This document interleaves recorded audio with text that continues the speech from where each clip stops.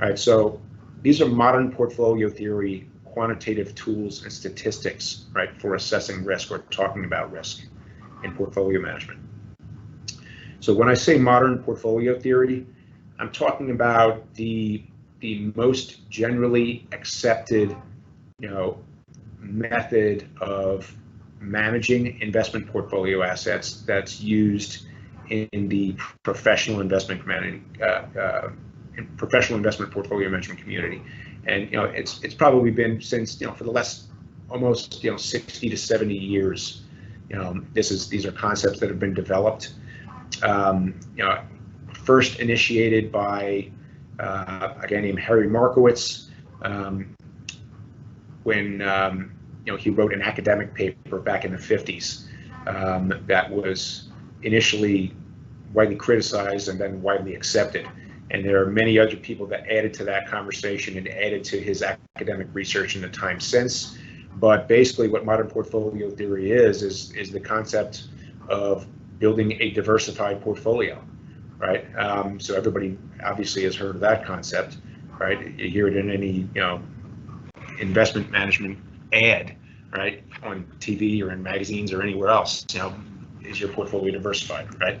But so that whole concept comes out of modern portfolio theory. There's obviously a lot more to it than just being diverse. So we'll talk about some of that right now. And there's a lot more to it than just, diversity doesn't mean just having a bunch of different, bunch of stocks, right? It doesn't mean having just more than one thing.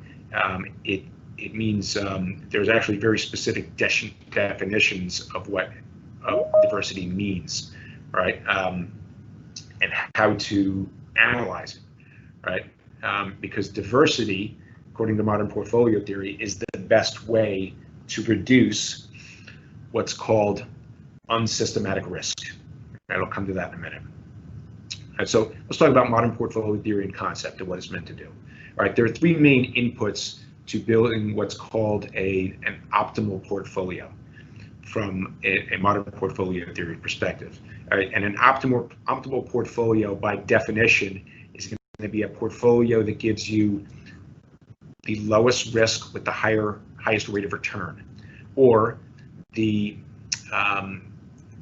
most optimal combination of risk and return, right? So the highest return with the lowest risk, or the lowest risk with the highest return, right? There's something called actually an efficient frontier that I will come to in a minute. Why don't I pull it up now? Let me see if I can just share this with you. Yeah, okay. So here's just something that you can see right in Investopedia. This you can just type in, the efficient frontier, right? Which is a concept that comes out of modern portfolio theory, and it is the idea behind it again is to, as your expected return goes up, your expected risk should go up, right? There's a relationship between risk and return. All right, so this is the conventional efficient frontier. All right, so with the conventional efficient frontier says that, all right, if you take a graph of risk versus return like this, and you plot a graph of the different types of assets, right, that you're including in a portfolio. These are all single asset portfolios. So this could be one type of stock, this could be another type of stock, or just an individual stock. This could be a bond, right? Or this could be any type of asset that has risk and return characteristics that are measurable.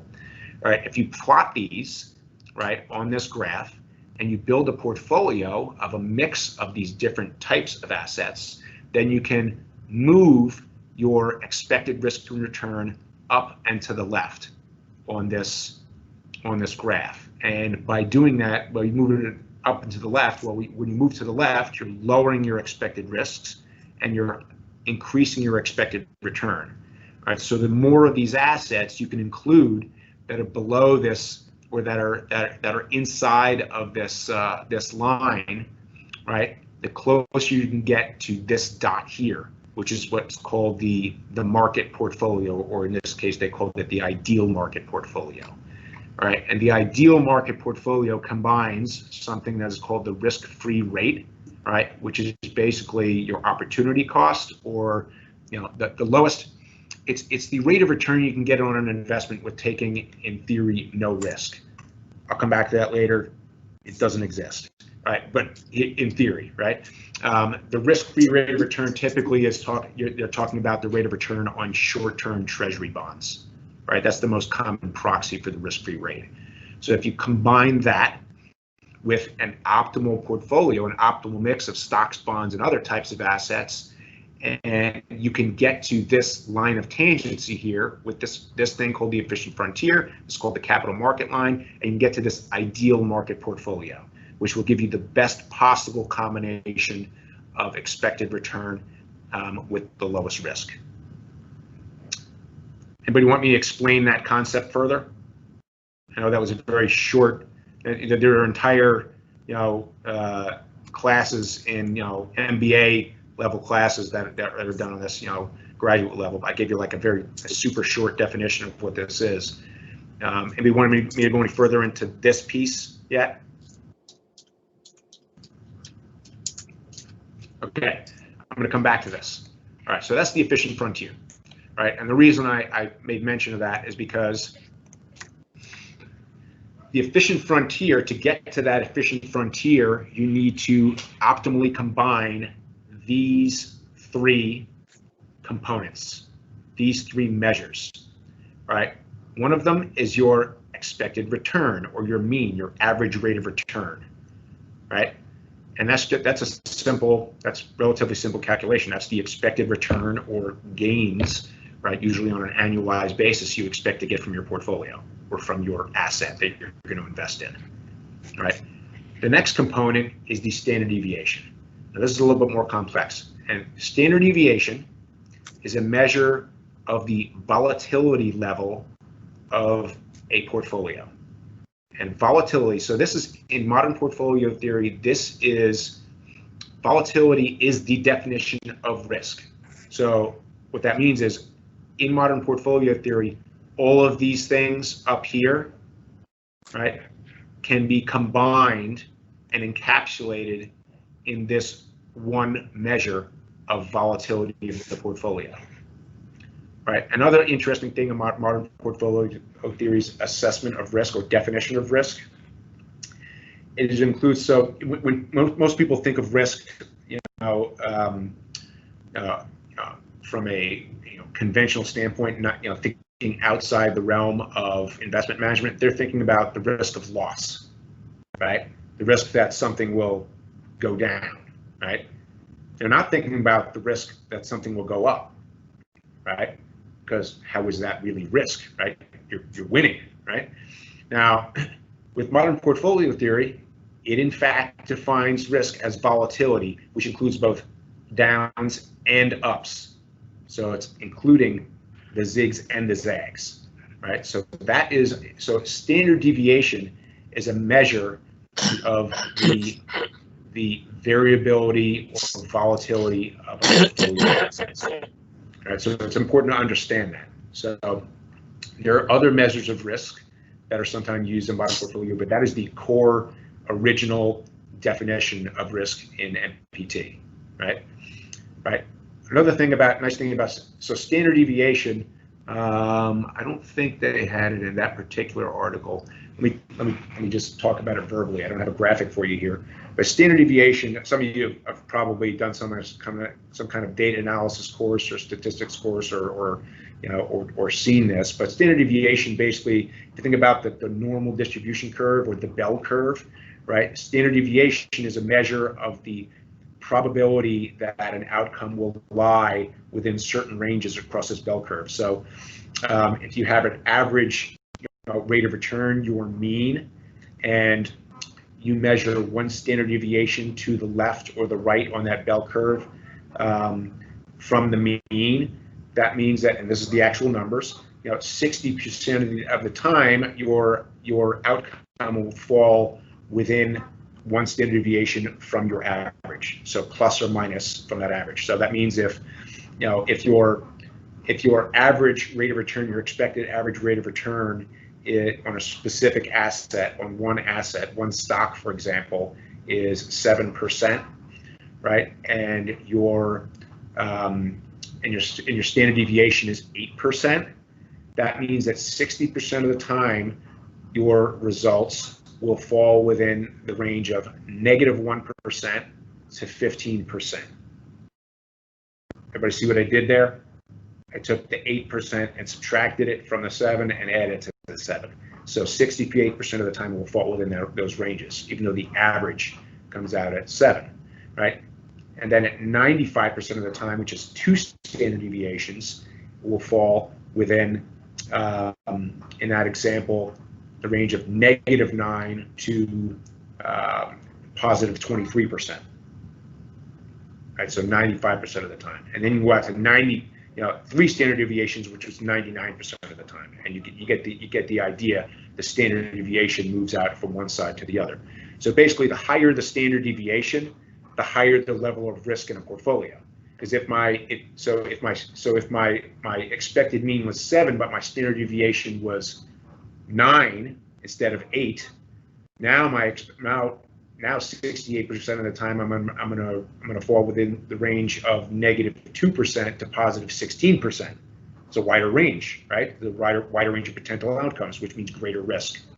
So that's how standard deviation works. It's a measure of the risk level, the expected range of returns around your mean or your expected rate of return, your core rate of return, right? Or expected number. It's a complex concept, a little bit easier to illustrate. Maybe the next time I do this, we'll put a graphic illustration on here. Okay, but that's the modern portfolio theory concept of risk: variability around an average, right, or around the volatility level of a portfolio. Correlation. So correlation. One way. This is part of the genius of modern portfolio theory, right? Was that the discovery, and this was, this is Harry Markowitz that did this, the first guy.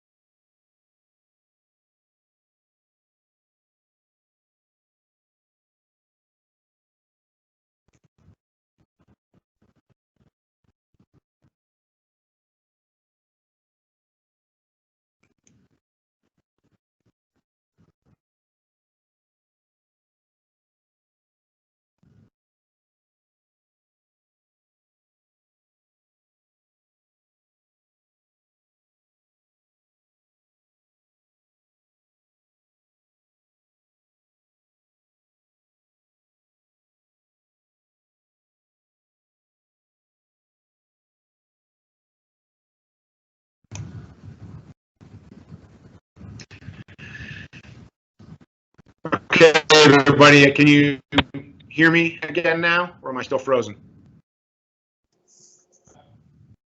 I'm back on? Okay. Sorry about that, everyone. We have a technical difficulty, right? Which to be expected these days. I'm sure we're all experiencing it. Okay.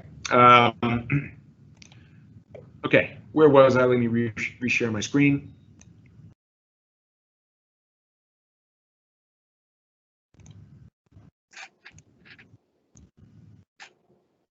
Okay, can everybody see the screen again? Okay. Okay, continuing. All right, modern portfolio theory, and the 3 components that are needed to build an optimal portfolio that lies on that efficient frontier: mean, standard deviation, correlation.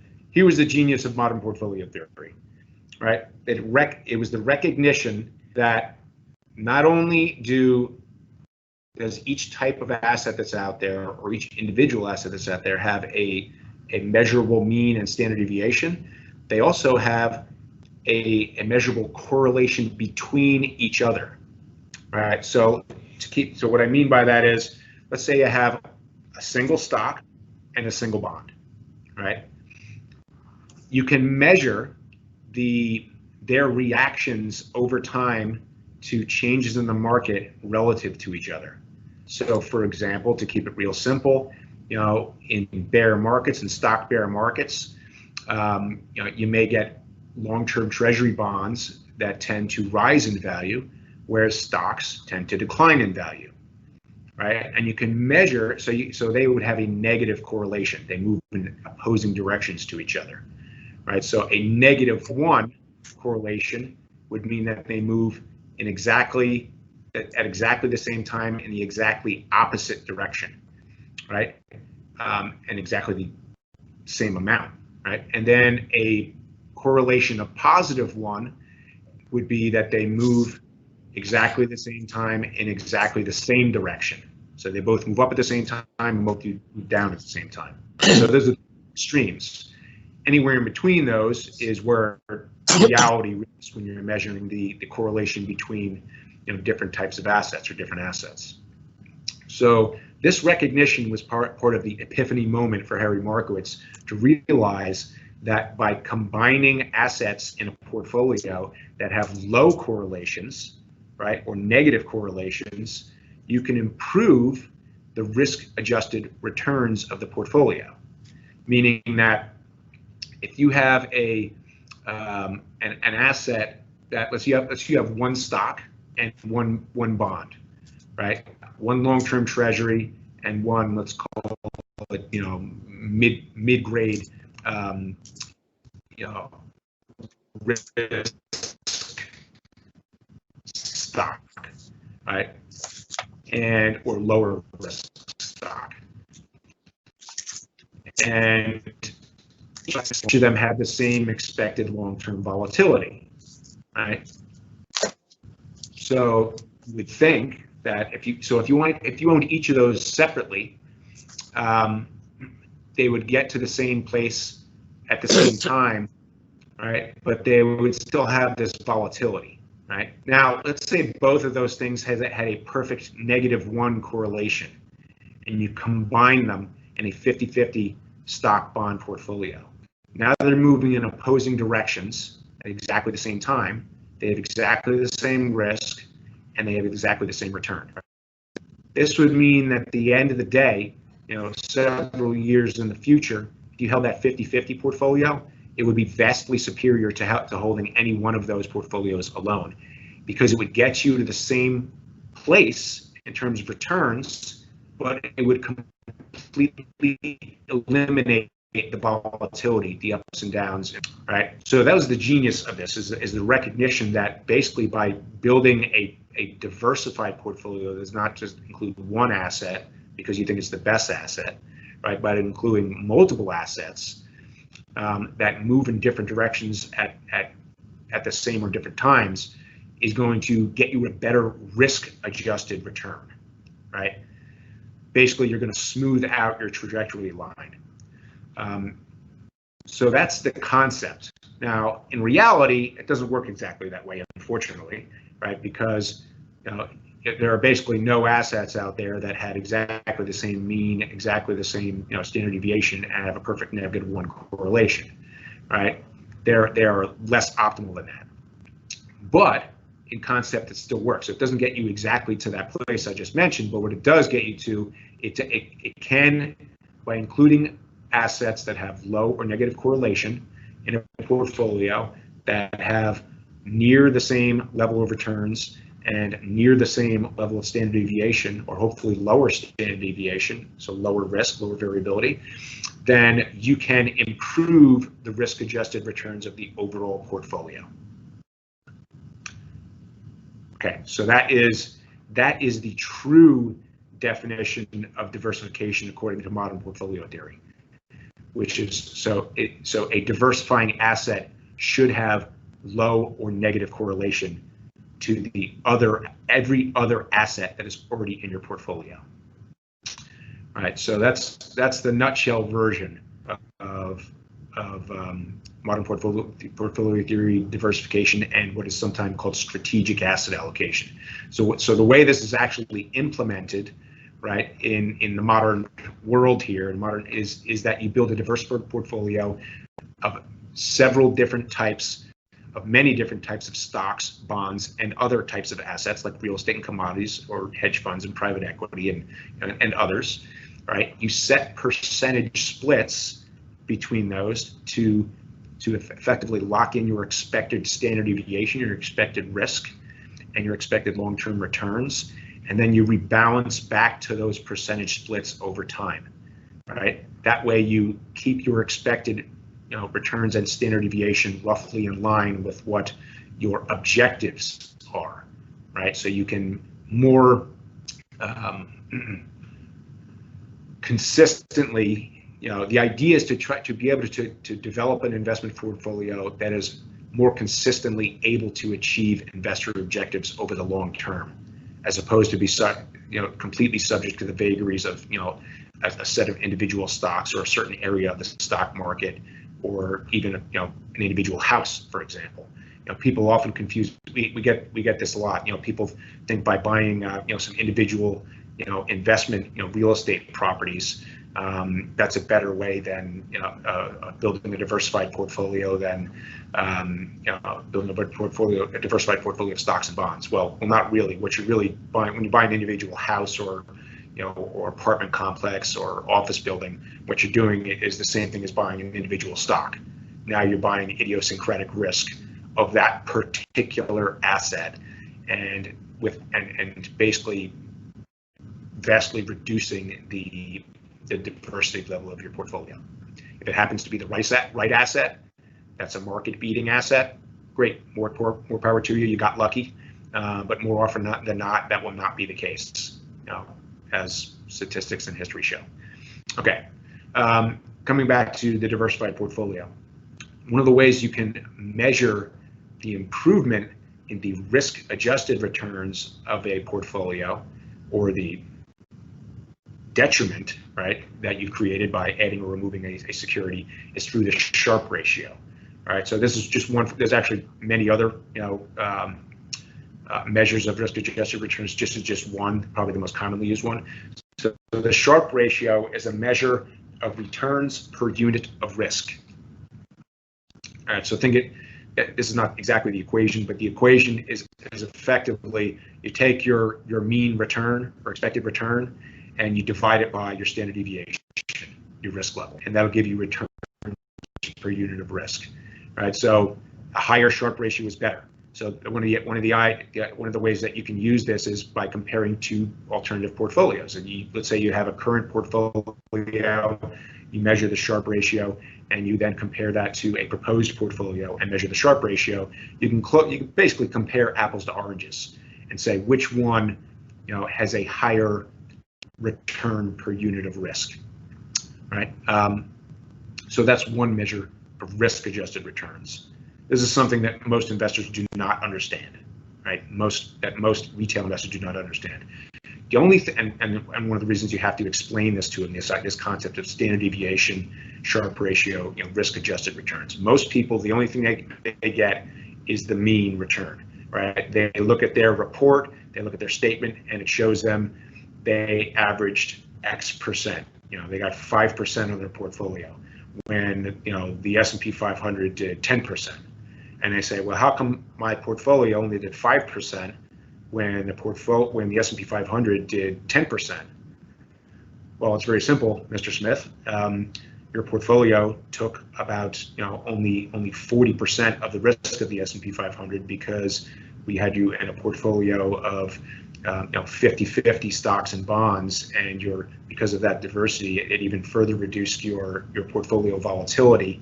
So you took much less risk, you had much less variability than the broader stock market, even though you got lower returns. And by the way, the reason we targeted that is because your target rate of return for your financial plan is only 5%. We don't need to take 10% worth of risk and assume all that variability in your portfolio, so that you jump out of the market when things tank. That's a very straightforward version of a conversation that we have very regularly with clients. All right, so we want to make sure we build a portfolio for clients that it is attuned not just to their expected returns, but also to their expected risk level. So we spend some time in doing some risk analysis on each person individually, all right, to determine how much risk they can tolerate. All right, and risk tolerance comes down to a variety of different things, but two of the main things to, from an analytical standpoint, that determines the risk tolerance level, the variability level, the appropriate variability level of the portfolio is the time horizon, or the time until money will be tapped, right? Either in a lump sum or for income purposes, right? The longer the time horizon, the greater the risks that should be taken in terms of variability or volatility.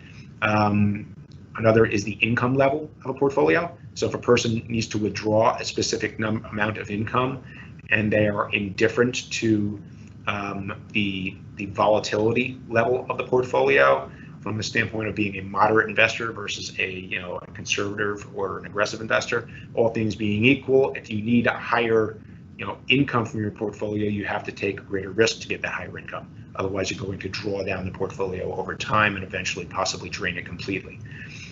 So those are inputs. And then one of the more, the subjective input is the subjective individual person's tolerance for risk.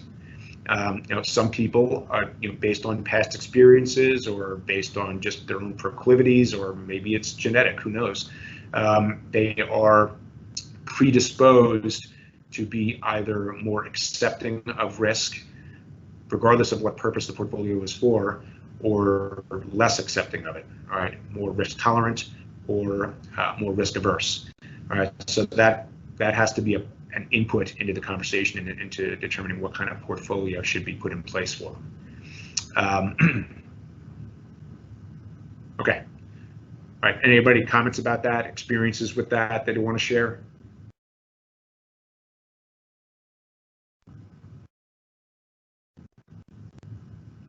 Okay. No. All right. Again, remember, just interject if there's anything you want to talk about as we go through this. All right. Other tools and statistics of modern portfolio theory that are very commonly used, when we do this kind of analytics, or commonly used in the industry, is the alpha, which is the excess returns. Right. Actually, let me talk about beta first, then we'll talk about alpha. But beta, as opposed to standard deviation, and this is one that what a lot of people hear about and don't necessarily know what it means, but beta is a measure of relative risk, right, relative to a benchmark or index, right, whereas standard deviation is a measure of absolute risk, right? And what I mean by that is, with standard deviation, you can compare the level of volatility of an apple relative to an orange, right? You can't do that with beta, right? So you can compare the volatility of two portfolios and say, oh, okay, historically this portfolio has had lower volatility and this other portfolio has had higher volatility. I know what to expect to some degree, right? By comparing those two, and that can help in your decision-making process. Whereas beta, right, is a measure of the volatility of the portfolio relative to an index or a benchmark over time. All right, so what that means is if you measure the beta of a stock, an individual stock, relative to the S&P 500, for example, right? And this goes down. If you have a beta of 1.9, right, that means that if the S&P 500 rises in value by 1%, that individual stock historically has risen by, on average, 1.9%. It also means that when the S&P 500 has declined by 1%, that individual stock has declined by, on average, 1.9%. Right? If you had, so it's a percentage, proportional change relative to a benchmark, throughout time. If on the other hand, you have a beta of 0.9%, right? That means if the S&P 500 rose 1%, that stock would have rose 0.9%. And if it had declined by 1%, that stock would have declined by 0.9%. So it would have lower volatility relative to a movement in the market. All right. Okay. okay, to some degree we'll wrap. Okay, going back to alpha. So alpha and beta are related. They're often used in the same set of equations. Alpha is a measure of excess returns. It's a measure of returns that cannot be explained by the market as a whole. So it's basically, it means if you have a high alpha, it means your manager, your portfolio manager, or your strategy that you're using is doing better than the benchmark by a certain amount, right, over time or for a specific time period. Right, so higher alpha is good, lower alpha or negative alpha is bad, to keep it simple. Okay, systematic risk and unsystematic risk, I'm going to talk about in a moment. The capital asset pricing and the efficient frontier. Okay, these are all related conversations. All right, so systematic risk versus unsystematic risk. These are the two types of risk that are encapsulated in the volatility measurement. If you break down standard deviation, right? If you break down the portfolio volatility, you can subdivide it into systematic risk and unsystematic risk. Okay, unsystematic risk is the risk associated with individual securities or concentrations in individual areas of the stock market, right? So it's basically concentration risk. Unsystematic risk, according to modern portfolio theory, you can get rid of if you want. And the way you can get rid of unsystematic risk is by building a portfolio with maximum diversification, right? To truly get rid of, in theory, to truly get rid of unsystematic risk, you would have to own a piece of every asset, every investable asset on the planet, right? So it's not truly possible to completely eliminate unsystematic risk, right? But you can get very close to it, right, by owning or create a proxy for that by owning, for example, an extremely diversified portfolio of both publicly and privately listed, stocks, bonds, real estate, other assets, etc. So you can get reasonably close to it, but you can't completely achieve that, right? Now, systematic. So once you've eliminated, in theory, unsystematic risk, now you get down what's called systematic risk. Systematic risk is the risk associated with the market as a whole, the movements of the market as a whole. So let's say you could own all of the assets that make up the market, stocks, bonds, and other assets, right? Then the movement of that portfolio would be, and the volatility of that portfolio would be what's called the risk premium. I'll get that in a minute. But that's systematic risk, the risk of the system as a whole. Right, so that's how it breaks it down. You can diversify away and largely eliminate unsystematic risk, but you cannot, either in theory or practice, eliminate or even reduce systematic risk. Right, it's an important concept to understand around modern portfolio theory, because there are potentially ways to reduce or limit your systematic risk using other methods, right? But you can't do it with modern portfolio theory, and we'll come back to that in a little bit. Okay, capital asset pricing model. Capital asset pricing model and the efficient frontier. All right, so going back to this graph I showed you from before, this was the efficient frontier we talked about. Remember, we said that by combining assets according to modern portfolio theory that have low correlations and or negative correlations, you can move out the push out the frontier and get a portfolio that's on this efficient frontier. And furthermore, what modern portfolio theory says, that has this concept of the risk-free rate. All right, this concept, this was introduced later after Markowitz, Harry Markowitz, by I think this was could have been Eugene Fama, but don't quote me on that. Maybe it might have been Schiller or one of these guys. They introduced the concept of the risk-free rate, and the risk-free rate, basically, like I said before, is the rate of return you can get on money for taking no risk by parking it in government securities, essentially, and by by drawing a line of tangency between that number, which can be different depending on what time period you're looking at. It could be a low number, it could be a high number, right? But if you draw a line of tangency between that and the efficient frontier, you get the ideal market portfolio, which gives you the best, most optimal combination of risk and return. Okay, so that's the efficient frontier. How do you get to that? It's by something called the capital asset pricing model, or CAPM. Right, so I'm going to come up to that, which you can see this is a formula that incorporates the elements we just talked about. All right, so this is the traditional capital asset pricing model. Expected return equals the risk-free rate plus beta times this term, which is called the risk premium, and the risk premium amounts to the expected return on the market minus the risk-free rate. So to visualize this, if you look at the efficient frontier, right? So here's the expected return on the market portfolio. It's this number. If you draw it over to here, it'd be this number. Let's call this 10%, right? And here's the risk-free rate. Let's call that 3%. Right? So that means the risk premium, which is the amount of return you can get above the risk-free rate, would be 7%. Right?